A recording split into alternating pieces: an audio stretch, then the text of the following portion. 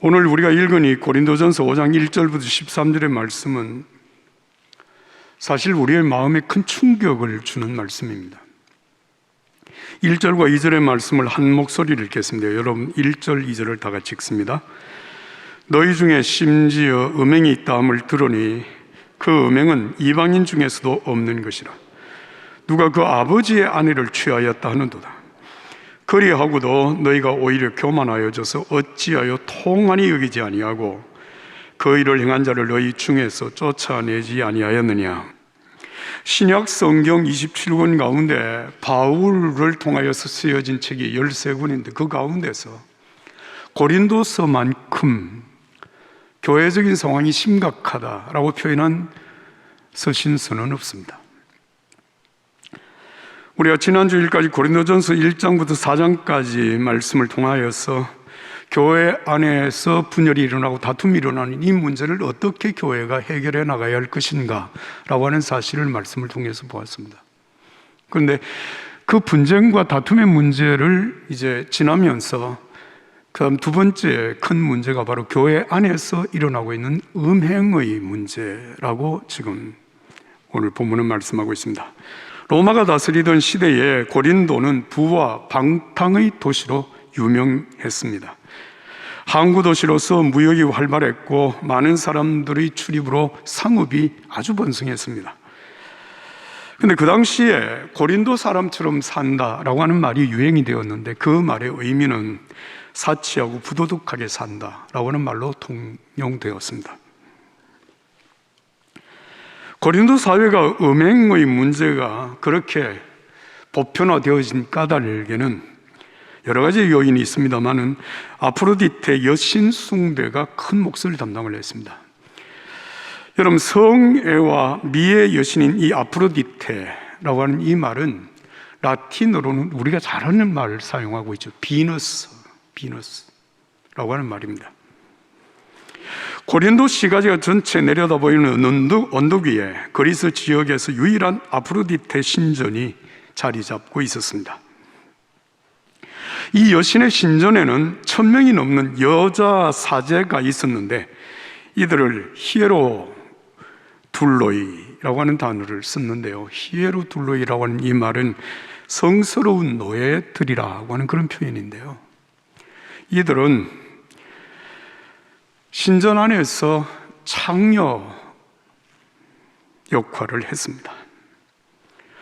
이 아프로디테 여신을 숭배하는 사람들은 이런 여사제와 성관계를 갖는 것을 신을 숭배하는 의식이라고 생각을 했습니다.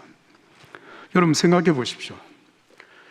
신앙적인 한 행태, 신을 숭배하는 행태가 음란한 행위로 표현되어졌다고 하는 말은 고린도 사회가 음란한 음행의 도시가 만들어지기에는 아주 적합한 배경이 된 것입니다. 뿐만 아니라 고린도 사회에 성적 부도덕을 부채질하는 철학 사상도 있었습니다. 그것은 영지주의와 쾌락주의였는데요, 이 영지주의라고 하는 것은 물질 세계는 본질적으로 악하고 더럽고 영적인 세계만이 선하다고 하는 이원론적인 세계관을 가지고 있어서 이 영지주의자들은 도덕 폐기론을 주장했습니다. 이 말의 의미는 무엇인가 하면 우리의 영혼이 깨끗하면 육신은 어떤 죄를 지어도 문제가 되지 않는다라고 하는 그런 생각들입니다. 그리고 쾌락주의는 여러분 육체의 쾌락을 최고의 가치로 여겨서 육체의 쾌락을 도모하는 음란을 방조하거나 가속화시켰습니다. 자, 이런 생활, 이런 사상이 보편화되어진 이 고린도 사회에서는 자기 남편과 자기 아내 이외에 다른 어떤 성적인 파트너를 가지고 있다고 하는 것 자체가 너무나도 자연스럽고 한쪽에서는 그것이 마치 능력인 것처럼 자랑스럽게 얘기가 되기도 했습니다. 이런 음란한 문화 습관에 젖어 살던 사람들이 사도 바울의 전도를 받고 예수 믿고 돌아와서 고린도 교회가 세워진 것입니다. 바울 사도가 고린도에서 복음을 전한 지 1년 6개월 후에 고린도를 떠나 다른 지역으로 선교를 나가게 되는 그때에 교회에 남아있는 성도들은 신앙적인 열정은 있었지만 이 짧은 교회 역사 속에서 어떻게 교회를 거룩하게 그리고 정말 신앙생활을 성숙되게 할 수 있겠느냐라고 하는 것보다 고린도 사회의 이런 모든 사회적인 습관, 사회적인 문화가 그대로 교회 안에 유입이 된 것입니다. 그래서 고린도 시대, 고린도 사회의 그 시대적인 흐름을 이 고린도 교회가 그대로 답습하는 경향을 갖게 된 것입니다. 여러분, 한 개인이나 집단이 바른 가치관을 가지고 성장하고 성숙하는 데 있어서 가장 중요한 것은 본을 받을 만한 지도자가 있느냐라고 하는 문제에서 귀결이 되는 것입니다. 한 집에서도 마찬가지고 교회 공동체도 마찬가지입니다. 정말 어른이 계신 것과 어른이 계시지 않는 것의 차이는 엄청납니다. 고린도 교회는 교회를 바르게 섬기는 본으로 삼아야 할 어른이 없었습니다. 그래서 사도 바울은 4장에서 그리고 11장에서 이렇게 말합니다. 여러분들은 나를 본받는 자가 되십시오. 나를 본받는 자가 되십시오. 그리고 믿음의 아들, 신실한 믿음의 아들 디모데를 이 고린도 교회에 보내어서 그가 하는 말을 통하여서 정말 바른 신앙의 삶이 무엇인지를 듣고 보고 깨닫고 배우라고 그렇게 말씀을 했습니다. 사랑하는 여러분, 여러분의 가정과 여러분들의 삶의 터전에서 정말 신앙과 삶의 본을 받을 만한 어른이 바로 여러분이 되시기를 예수님 이름으로 축복합니다. 여러분, 어른이 되십시오. 뿐만 아니라 내가 정말 본받고 배워야 할 훌륭한 지도자를 본받는 자가 되십시오. 이어지는 말씀을 읽겠습니다. 본문 5장 3절, 4절, 5절의 말씀을 제가 읽겠습니다. 3절부터 5절입니다. 내가 실로 몸으로는 떠나 있으나 영으로는 함께 있어서 거기 있는 것 같이 이런 일을 행한 자를 이미 판단하였노라. 주 예수의 이름으로 너희가 내 영과 함께 모여서 우리 주 예수의 능력으로 이런 자를 사탄에게 내어 주었으니 이는 육신은 멸하고 영은 주 예수의 날에 구원을 받게 하려 함이라. 바울 사도는 이 말씀을 통해서 마치 저희 어머니께서 저희들을 교육할 때 하셨던 그것과 같은 말씀을 지금 하는 것 같습니다. 내가 몸은 여러분들과 비록 떨어져 있지만 영은 여러분과 함께 있습니다. 그래서 여러분들이 교회 안에서 일어나고 있는 일들을 다 내가 지금 판단하고 있는데 그 음행의 일은 정말 잘못된 일입니다. 그렇기 때문에 내 영과 함께 예수님의 이름으로 교회가 교인들이 함께 모여서 예수님의 능력으로 그 일을 바로잡으십시오. 이런 말씀입니다. 여러분, 누구의 본을 받는다고 할 때 우리에게 정말 중요한 것은 그분이 지금 여기 계시다라고 하는 사실을 인정하는 것입니다. 여러분, 신실한 믿음의 사람들은 하나님이 우리와 함께 계시다고 하는 사실을 그냥 짐작하거나 가정으로 생각한 것이 아니라 그 사실을 실제로 믿었던 것입니다. 이를테면 여러분, 요셉 이집트의 노예로 팔려가서 보디발의 집에 노예 생활을 합니다.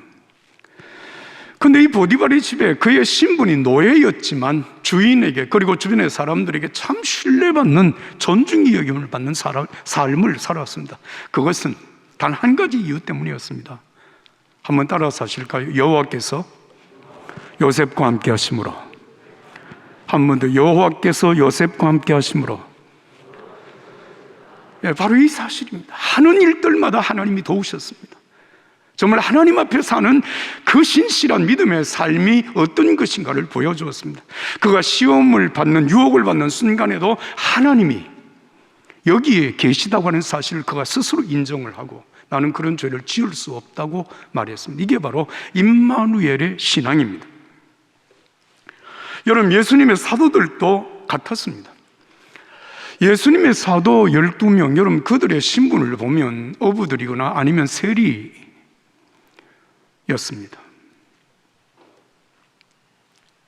그래서 예수님을 십자가에 못 박았던 대제사장을 비롯해서 그 당시 종교 지도자들은 예수님의 제자들이 나와서 복음을 전하는 일에 대해서 별로 심각하게 생각하지 않았습니다. 왜냐? 그들은 배움도 없고 신분도 별 볼 일 없고, 그러니 저런 것들을 제압하는 것은 이건 뭐 시간 문제, 시간 죽먹기다, 이런 정도로 생각을 했습니다. 그런데 실상은 달랐습니다. 박해를 받으면 받을수록, 여러분 예수님의 제자들 흩어지는 곳마다, 가는 곳마다 예수의 복음을 전해서 마치 여러분 복음이 들불처럼 확산되어져 가는 것입니다. 여러분 어떻게 그런 일이 일어났을까요?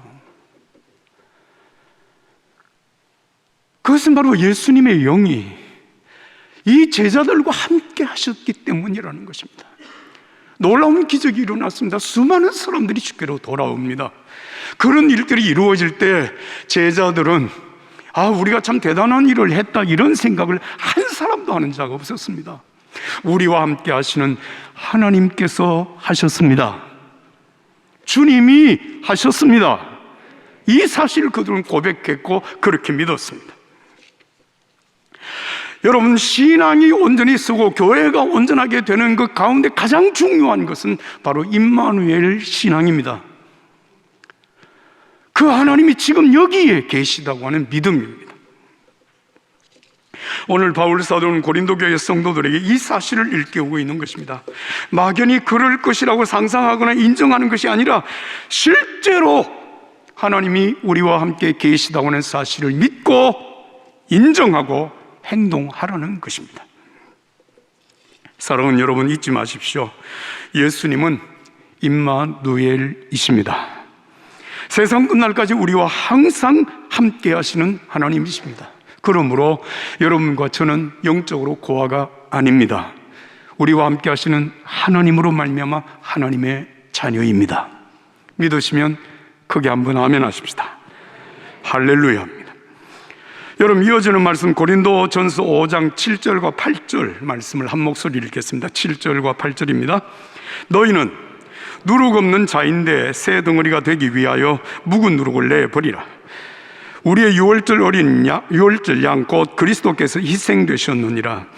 이러므로 우리가 명절을 지키되 묵은 누룩으로도 말고 악하고 악에 찬 누룩으로도 말고 누룩 없이 오직 순전함과 진실함의 떡으로 하자. 할렐루야. 이 말의 의미를 간단하게 설명하면 이런 얘기입니다. 여러분, 우리는 이미 예수님, 유월절의 어린 양이신 예수 그리스도의 십자가의 희생으로 우리는 구원을 받았고 우리는 죄 사함을 받아 하나님 앞에 의롭다 인정함을 받은 하나님의 사람들입니다. 그러므로 이제 우리를 죄짓게 만들고 더럽게 만드는 더러운 누룩 깨끗이 청산해야 합니다. 여러분, 우리는 예수 그리스도의 몸과 피를 먹고 마심으로, 성찬에 참여함으로 정말 우리는 새 덩어리, 새로운 공동체가 되어진 사람들입니다. 음행이라고 하는 것은 우리의 몸과 영혼을 부패시키는 묵은 누룩과 같고 악하고 악에 찬 누룩과 같습니다. 이것은 우리의 삶에서 깨끗이 제해야 합니다. 여러분, 음행은 사람을 황폐하게 만든다는 사실을 아십니까? 우리 사회에서도 우리 주변에서 여러분, 음행이라고 하는 것이 끼치는 폐해가 얼마나 큰지 우리는 듣기도 하고 보기도 했습니다.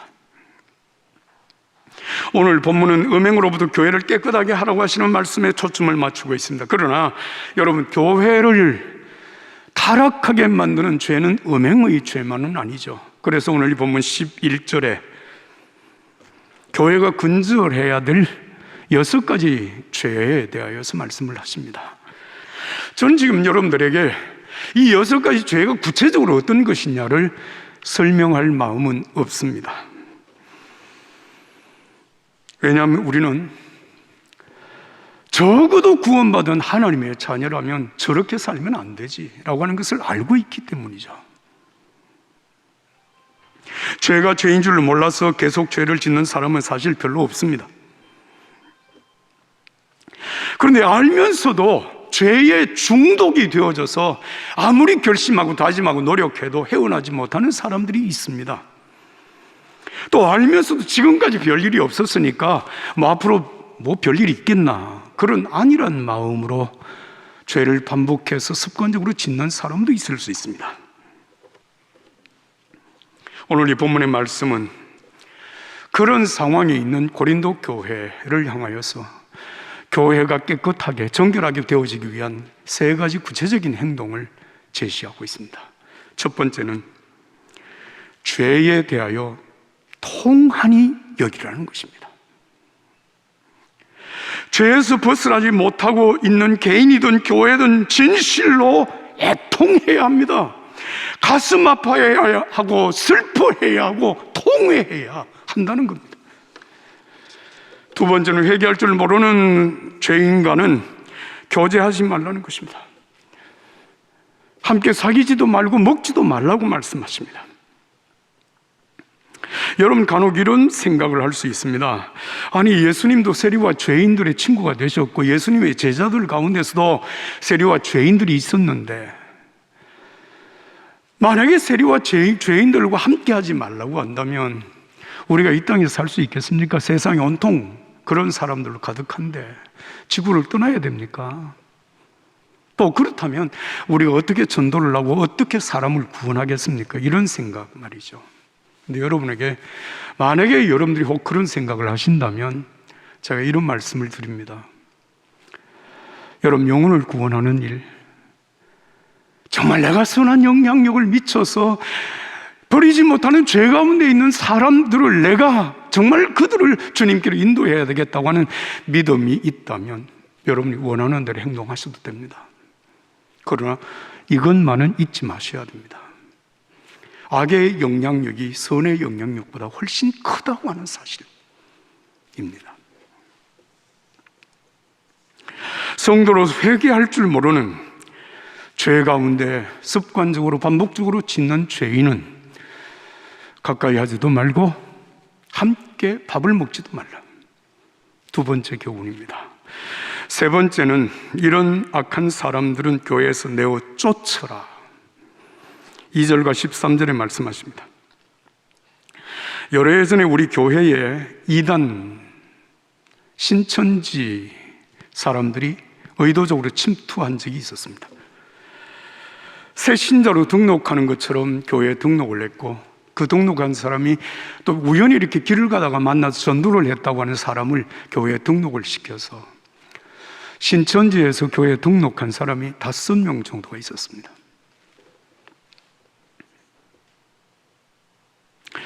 이런 사실이 드러났을 때, 그때만 해도 사실은 신천지가 그렇게 큰 폐해를 입히지는 않았기 때문에 혹시 교회 안에 이 문제와 연관된 사람이 있는가를 교역자들이 면밀하게 검토하고 조사를 했습니다. 그렇게 봤더니 우리 교인들 중에도 사실 그때까지 그 신천지 성경 공부가 좋은 건지 나쁜 건지 모르지만 성경 공부에 권면을 받고 가서 신천지 성경 공부를 하신 분들이 몇 분이 있었습니다. 그래서 그분들을 다 한 분 한 분 우리가 교역자들이 면접을 하고 이렇게 말씀을 드렸어요. 교회를 떠나든지 아니면 교회에 머물든지 결정을 하십시오. 교회에 머물겠다고 그러면 지금까지 배운 모든 것들을 다 버려야 됩니다. 물론 한 분도 교회를 떠나신 분은 계시지 않았습니다. 그런데 의도적으로 교회 안에 침투한 사람들 5명은 끝까지 교역자들 앞에 나타나지 않았습니다. 그래서 5명을 주일날 화면에 그 얼굴들을 띄워서 정식으로 출교를 했습니다. 교회에서 쫓아내는 의식을 행했습니다. 여러분, 과거에는 교회법에 있는 출교, 다시 말하면 교회 밖으로 쫓아내는 징계가 시행되었습니다. 그러나 오늘날에는 이 법의 시행이 잘 안 되기도 하지만 또 안 하기도 합니다. 그 말은 무슨 말인가 하면, 이런 문제에 걸려 있는 사람들이 스스로 교회를 떠나서 다른 교회에 등록을 하기도 하고 아예 신앙을 포기하기도 하고 하는 그런 일들이 그냥 자진해서 이루어지고 있기 때문입니다. 교회 한 지도자가 이렇게 말을 했습니다. 교회에서 사랑하면서 질서도 없고 이래도 좋고 저래도 좋다는 우유부단함이 결국 교회를 심각하게 타락하게 만듭니다. 그렇습니다. 여러분, 교회는 사랑의 공동체입니다. 그리고 서로 사랑함이 예수님의 제자가 되는 결정적인 표식이 되는 것입니다. 그러나 사랑이라고 하는 이름으로 죄악까지 괜찮다, 좋다고 말할 수는 없는 것입니다. 교회와 성도는 예수 그리스도의 보혈로 이미 깨끗하여진 주님의 공동체입니다. 여러분, 왜 교회가 깨끗해져야 합니까? 예수님께서는 예수님과 우리들과의 관계를 포도나무와 가지와의 관계로 비유를 하시면서 요한복음 15장 2절과 3절 말씀에 이렇게 말씀하십니다. 내게 붙어 있으면서도 열매를 맺지 못하는 가지는 아버지께서 다 자르실 것이다. 열매를 맺는 가지는 더 많은 열매를 맺도록 깨끗하게 손질하신다. 너희는 내가 너희에게 말한 그 말로 인해 이미 깨끗해졌다. 왜 깨끗해져야 하는가? 여러분, 정말 우리가 신앙과 삶을 통해서 하나님이 기뻐하시는 열매를 많이 맺기 위하여서는 반드시 깨끗해져야 된다. 포도나무 가지로 말할 것 같으면 반드시 전지작업이 이루어져야 된다라고 하는 말씀입니다.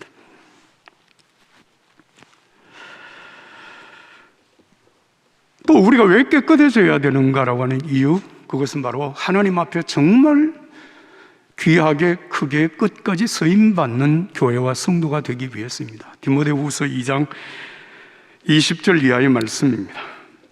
큰 집에는 금그릇과 은그릇뿐 아니라 나무그릇과 질그릇도 있어서 어떤 것은 귀하게 사용되고 어떤 것은 막 사용하기도 한다. 그러므로 누구든지 이러한 것에서 자신을 깨끗하게 하면 그는 주인이 모든 좋은 일에 요긴하게 사용하는 귀하고 거룩한 그릇이 될 것이다. 또한 너는 청년의 정욕을 피하고 순결한 마음으로 주를 부르는 사람과 함께 의와 믿음과 사랑과 화평을 좇으라. 여러분, 여기서 말씀하시는 큰 집은 하나님의 집, 교회를 말씀하십니다. 하나님에게 여러분 끝까지 크고 존귀하게 사용받을 수 있기 위하여서 정말 가장 중요한 것은 깨끗한 그릇이 되는 것입니다. 그래서 오늘 이 디모데후서의 말씀 속에는 너는 청년의 정욕을 피하고 순결한 마음으로 주를 부르는 사람들과 함께 의와 믿음과 사랑과 화평을 추구하는 자가 되라고 하는 것입니다. 여러분, 우리들 중에 태어날 때부터 깨끗한 피를 받아서 평생 깨끗하게 된 자는 아무도 없습니다. 허물과 죄 가운데서 예수 그리스도의 십자가의 은혜로 죄 사함을 받고 하나님 앞에 의롭다 하심을 받은 하나님의 자녀들입니다. 또 한 가지 우리가 잊지 말아야 될 것은 한 번 죄 사함을 받았다고 해서 여러분 영원히 우리가 정결하게 살 수 있다 보장받을 수 없습니다. 그래서 우리는 날마다 주님 앞에 회개하며 우리 자신을 하나님 앞에 정결하게 세우며 허물과 죄 가운데 사는 우리 자신을 십자가에 못 박아 죽이고 내 속에 예수님이 살도록 하는 그 삶이 바로 믿음의 삶입니다. 이것을 신학적으로는 성화라고 말을 합니다.